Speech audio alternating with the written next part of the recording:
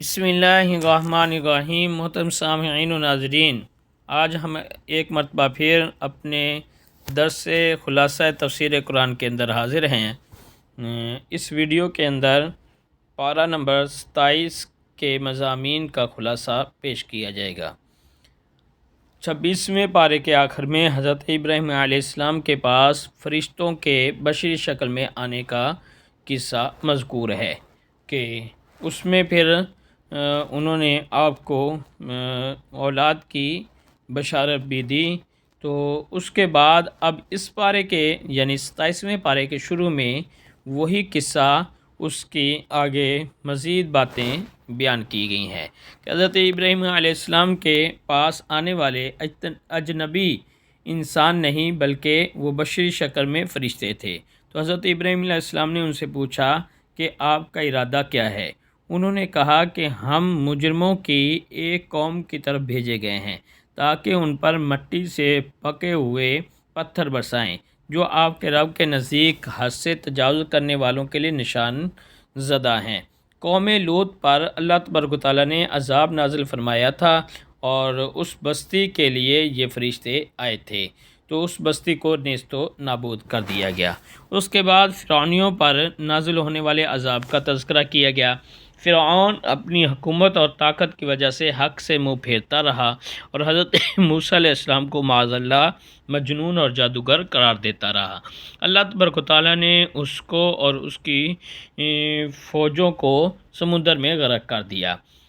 اس کے بعد قوم عاد کی تباہی کا واقعہ بیان کیا گیا اور وہ اللہ تبارک و تعالیٰ کی عطا کردہ جو جسمانی طاقت ہے اس پر شکر کرنے کے بجائے وہ اس پر تکبر کرتے تھے، تو اللہ تبارک و تعالیٰ نے انہیں جو ہے یہ اپنا عذاب چکھایا۔ اللہ تبارک و تعالیٰ نے انہیں بھلائی سے بالکل خالی ہوا کے ذریعے عذاب نازل کیا۔ اس کے بعد قوم سمود کے واقعے میں بھی عبرت ہے۔ ان سے کہہ دیا گیا تھا کہ تم لوگ ایک مقررہ وقت تک ایک حد تک نفع اٹھا سکتے ہو۔ انہوں نے اپنے رب کی حکم کی نافرمانی کی تو دیکھتے دیکھتے ان پر عذاب نازل ہو گیا۔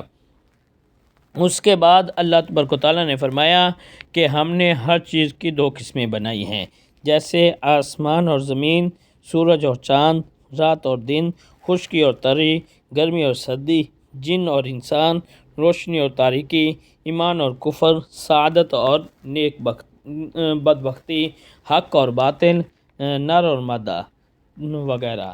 تو یہ قسمیں اس لیے بنائی تاکہ تم ان میں غور کر کے یہ بات سمجھ سکو کہ ان تمام قسموں کو پیدا کرنے والی ذات واحد ہے، نہ اس کی نظیر ہے، نہ اس کا کوئی شریک ہے، نہ اس کا کوئی مد مقابل ہے، نہ ہی اس کا کوئی مثل ہے، لہذا صرف وہی عبادت کے لائق ذات ہے۔ آخر میں اللہ تبارک و تعالیٰ نے تخلیق انسانی کے مقصد کو بیان کرتے ہوئے فرمایا کہ میں نے جن اور انسان صرف اس لیے پیدا کیے ہیں کہ وہ میری عبادت کریں۔ اس کے بعد سورۃ طور ہے۔ سورۃ طور مکہ مکرمہ میں نازل ہوئی۔ اس میں 2 رکوع اور 49 آیتیں ہیں۔ طور ایک پہاڑ کا نام ہے۔ اس سورت کی ابتدا میں اللہ تبارک و تعالیٰ نے اس پہاڑ کی قسم ارشاد فرمائی، اسی مناسبت سے اس سورت کا نام سورۃ طور رکھا گیا۔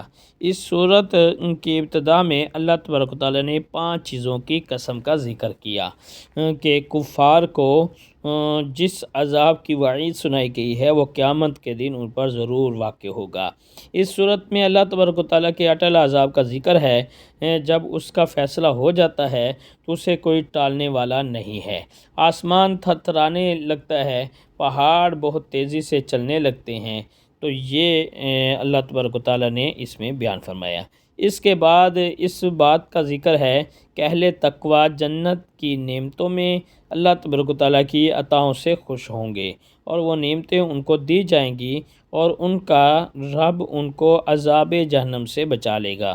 ان سے کہا جائے گا کہ اپنے اعمال کے بدلے جو جی چاہے کھاؤ پیو، ایک دوسرے سے جڑے قطار میں بیٹھے تختوں پر ٹیک لگائے ہوئے ہوں گے اور اللہ تبارک و تعالیٰ کشادہ اور بڑی بڑی آنکھوں والی حوروں کو ان کی زوجیت میں دے دے گا۔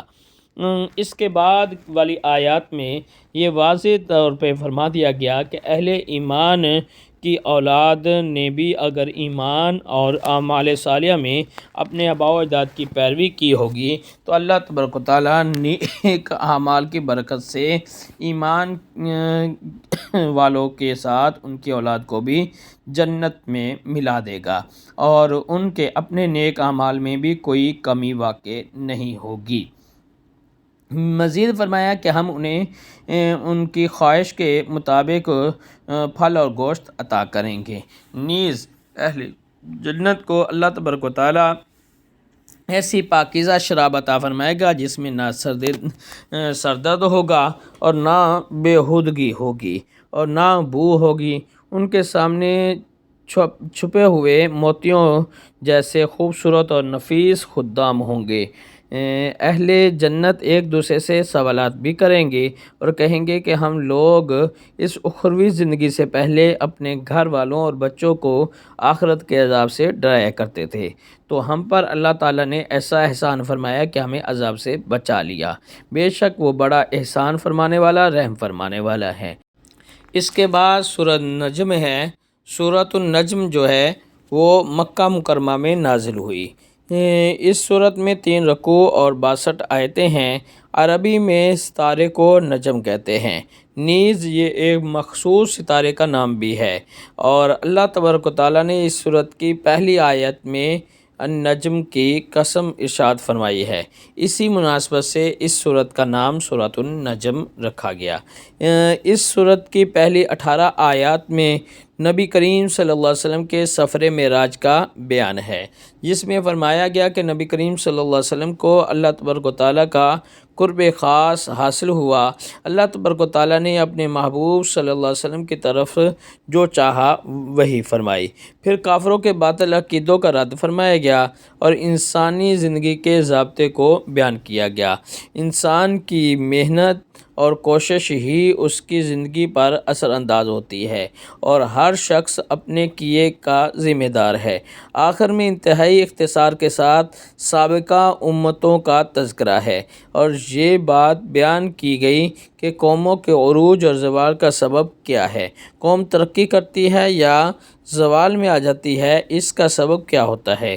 قوموں کی تباہی میں وسائل سے محرومی یا معیشت کی تنگی نہیں، بلکہ ایمان سے محرومی، عملی بے راہ روی اور اخلاقی پستی جیسے بڑے عوامل ہوا کرتے ہیں۔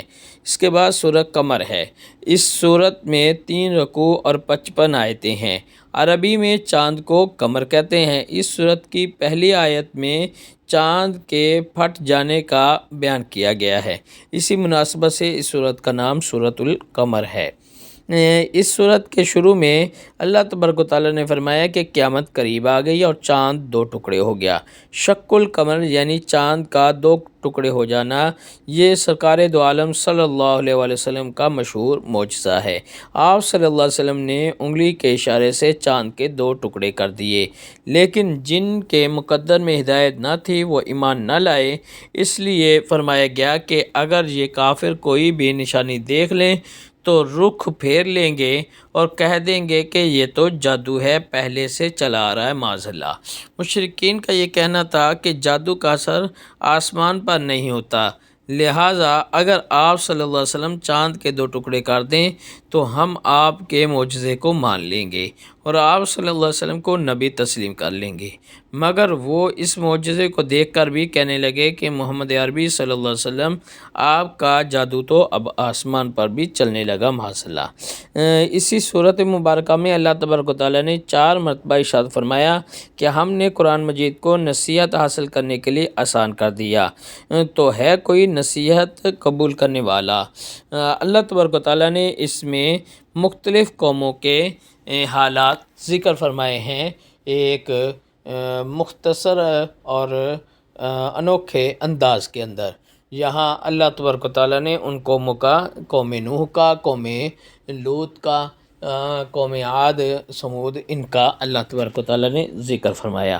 آخر میں اللہ تبارک و تعالیٰ نے اہل تقویٰ کے مقام کا ذکر کرتے ہوئے فرمایا کہ بے شک پرہیزگار لوگ جنت اور محلوں میں ہوں گے، اپنے حقیقی گھروں میں رہیں گے۔ اس کے بعد سورۃ الرحمن ہے۔ سورت رحمان مکہ مکرمہ میں نازل ہوئی۔ اس سورت میں 3 رکوع اور 78 آیتیں ہیں۔ اس سورت کا نام سورۃ الرحمن اس لیے رکھا گیا کہ اس کی ابتدا اللہ تبارک و تعالیٰ کے اسماء الحسنی میں سے ایک اسم الرحمن اس سے کی گئی ہے۔ نبی اکرم صلی اللہ علیہ وسلم کا ارشاد گرامی ہے کہ ہر چیز کی ایک زینت ہے اور قرآن کی زینت سورۃ رحمان ہے۔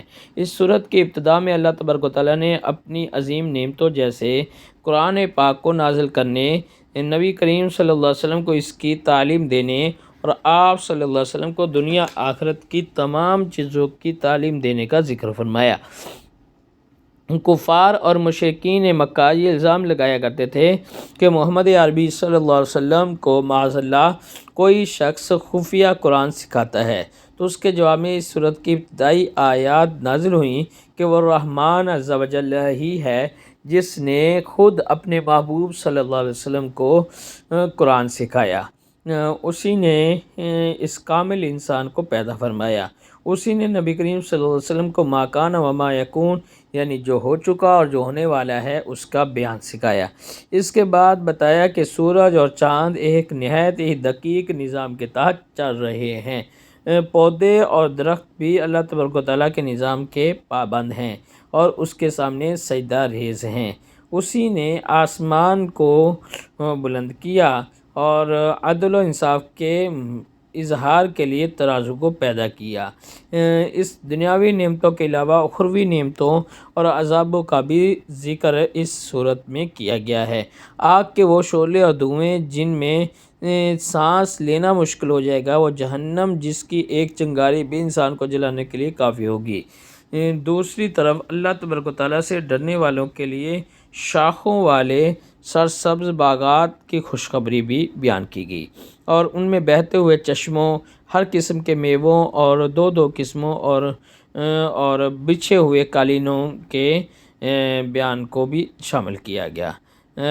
ریشم کے تکیوں کے ساتھ جنتی ٹیک لگائے بیٹھے ہوں گے اور یاقوت اور مرجان کی طرح حسن و جمال و خوبصورتی کی پیکر جنتی حوریں ہوں گی جو اپنے شوہروں کے علاوہ کسی کی طرف نگاہ اٹھا کر بھی نہ دیکھتی ہوں گی۔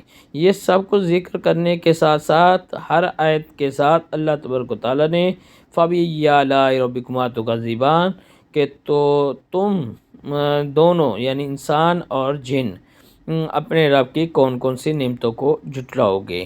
تو اس صورت میں 31 بار اس کلمہ کا تکرار ہوا ہے۔ اس کے بعد سورہ واقعہ ہے۔ اس صورت کے 3 رکوع اور 96 آیتیں ہیں۔ واقعہ قیامت کا ایک نام ہے اور اس صورت کا نام واقعہ اس کی پہلی آیت میں مذکور الواقعہ کی مناسبت سے رکھا گیا ہے۔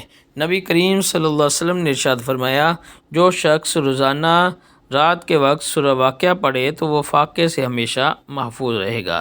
رسول اکرم صلی اللہ علیہ وسلم نے ارشاد فرمایا، اپنی عورتوں کو سورہ واقعہ سکھاؤ کیونکہ یہ سورۃ الغنا یعنی محتاجی دور کرنے والی صورت ہے۔ اس صورت کا مرکزی مضمون موت کے بعد اٹھائے جانے کا عقیدہ ہے اور قیامت ایسی حقیقت ہے جسے جھٹلانا ناممکن ہے۔ اس دن عدل و انصاف کے ایسے فیصلے ہوں گے جس کے نتیجے میں بعض لوگ اعزاز و اکرام کے مستحق قرار پائیں گے جبکہ بعض لوگوں کو ذلت و رسوائی کا منہ دیکھنا پڑے گا۔ لوگوں کی نیکی اور بدی کے حوالے سے 3 جماعتیں بنا دی گئیں: اصحاب المیمنہ، اہل سعادت اور اہل خیر۔ السابقون والمقربون، یہ وہ لوگ ہوں گے جو نیکی میں سب پر سبقت لے گئے۔ اصحاب المشأمہ، یہ بد نصیب لوگ اہل جہنم ہوں گے۔ اس کے بعد ایک بار پھر جنت کی پرکشش نعمتوں کا ذکر ہے کہ وہ ایک دوسرے کے سامنے تکیہ لگائے ٹیک لگائے ہوں گے اور جواہر سے جڑے تختوں پر بیٹھے ہوں گے، ان پر شراب طہور کے جام گردش کریں گے۔ یہ ایسی شراب طہور ہوگی کہ عقل پر اثر انداز نہیں ہوگی اور پاکیزہ شراب ہوگی۔ اس کے بعد اصحاب یمین کے لیے مزید نعمتوں اور اصحاب شمال یعنی اللہ کے نافرمان لوگوں کے لیے عذاب کی مختلف صورتوں کا ذکر ہے۔ ان میں سے ایک یہ ہے کہ ان کی خوراک زقوم تھوڑ کے درخت سے ہوگی۔ اس درخت کا پھل انتہائی کڑوا ہوتا ہے۔ اس سے جہنمی پیٹ بھریں گے اور اس پر کھولتا ہوا پانی انہیں دیا جائے گا۔ قیامت کے دن یہی ان کی میزبانی ہوگی۔ ان لوگوں کے جہنم میں جانے کا بڑا سبب یہ ہوگا کہ یہ بڑے گناہوں پر اصرار کیا کرتے تھے اور کہا کرتے تھے کہ کیا جب ہم مر جائیں گے، مٹی اور ہڈیاں رہ جائیں گی تو کیا ہم واقعی دوبارہ اٹھائے جائیں گے؟ کیا ہمارے گزرے ہوئے باپ دادا بھی اٹھائے جائیں گے؟ اللہ تبارک و تعالیٰ نے فرمایا کہ اے نبی صلی اللہ علیہ وسلم، آپ کہہ دیجئے کہ اگلے اور پچھلے سب ایک مقررہ وقت پر ضرور جمع کیے جائیں گے۔ اس کے بعد سورہ حدید ہے۔ اس سورت میں 4 رکوع اور 29 آیتیں ہیں۔ عربی میں لوہے کو حدید کہتے ہیں۔ اس سورت کی آیت نمبر 25 میں اللہ تبارک و تعالیٰ نے حدید یعنی لوہے کے فوائد بیان فرمائے ہیں۔ اسی مناسبت سے اس سورت کا نام سورت حدید رکھا گیا ہے۔ سورت کی ابتدا میں اللہ تبارک و تعالیٰ نے ایک بار پھر اپنی آیات قدرت کا ذکر فرمانے کے بعد صحابہ کے مابین درجات فضیلت کے مختلف مدارج کو بیان کیا۔ ایک طبقہ صحابہ کا وہ تھا جو اعلان نبوت کے فوراً ہی بعد ایمان لے آیا۔ پھر کچھ وقت گزرا تو مسلمانوں کی تعداد 40 تھی۔ پھر کچھ وقت گزرا تو ہجرت کا حکم ہو گیا۔ بعض لوگ ہجرت سے پہلے ایمان لائے، بعض ہجرت کے بعد ایمان لائے۔ کچھ وقت گزرا تو غزوہ بدر کا موقع آ گیا اور اہل بدر کے لیے اللہ تبارک و تعالیٰ نے خصوصی مغفرت کا اعلان فرمایا۔ پھر صلح حدیبیہ کا وقت آیا۔ اللہ تبارک و تعالیٰ نے اس موقع پر موجود تمام صحابہ کو اپنی رضامندی کی خوشخبری عطا فرمائی۔ پھر فتح مکہ کا موقع آ گیا جس کا اس سورت کی 10ویں آیت میں ذکر ہوا، مگر اس باہمی فضیلت اور درجہ مندی سے کسی کو یہ حق نہیں پہنچتا کہ کسی صحابی کے مرتبے کو کم کرنے کی کوشش کرے یا ان کی شان میں کوئی نازیبہ کلمہ کہے۔ اللہ تبارک و تعالیٰ نے اس طرح کے تمام فتنوں کا دروازہ بند کرنے کے لیے یہ ارشاد فرمایا کہ اللہ تعالیٰ نے تمام صحابہ کے ساتھ بھلائی کا ارادہ فرمایا۔ اس کے بعد آیت نمبر 12 میں فرمایا کہ میدان حشر میں مومنین اور مومنات کی امتیازی شان ہوگی اور ان کا نور ان کے سامنے اور ان کے دائیں جانب نمایاں اور روشن ہوگا اور انہیں جنت کی بشارت دی جائے گی۔